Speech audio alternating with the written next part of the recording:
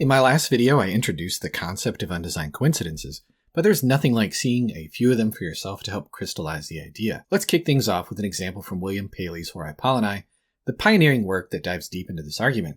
Paley's goal is to show the dozens of correspondences between the book of Acts and Paul's letters. The cluster of coincidences begins with a couple of quotes from 1 Corinthians. What I mean is that each of you says, I follow Paul, or I follow Apollos, or I follow Cephas, or I follow Christ. I planted, Apollos watered, but God gave the growth. Both of these verses suggest that Apollos was in Corinth, and the second one hints that Paul had been there before him.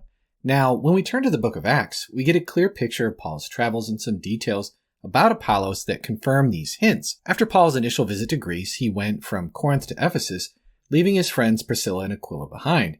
He then journeyed back to Palestine, making stops in Jerusalem and heading north into Asia Minor. Eventually, he returned to Ephesus. It's during these latter travels that Apollos burst onto the scene. Apollos was taught in Ephesus by Priscilla and Aquila, and then traveled to Achaia, where he played a significant role in helping those who had believed through grace.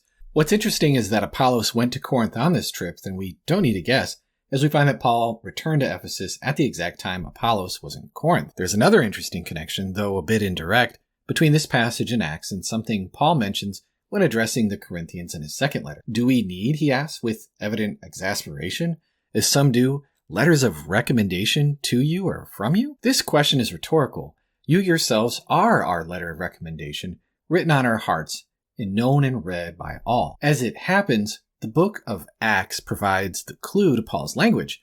For when Apollos, having been instructed by Priscilla and Aquila, made his own trip to Corinth, the, quote, brothers encouraged him and wrote to all the disciples to welcome him. But there's more. Throughout 1 Corinthians, Paul repeatedly brings up his lack of eloquence, almost turning it into a theological virtue.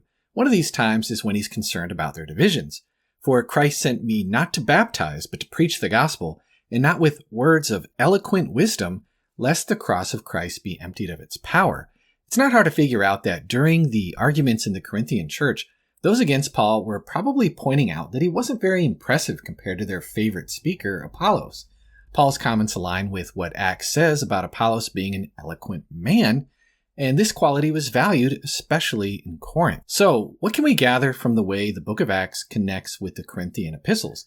The examples we've explored provide some evidence that the authors were well-informed and consistently truthful. It's not a knockdown proof, as historical evidence doesn't reach mathematical certainty. However, it's a strong initial case, and finding more similar arguments would further strengthen it. Paley provides dozens of arguments for Paul's epistles. Stay tuned for future videos, and we'll explore more examples.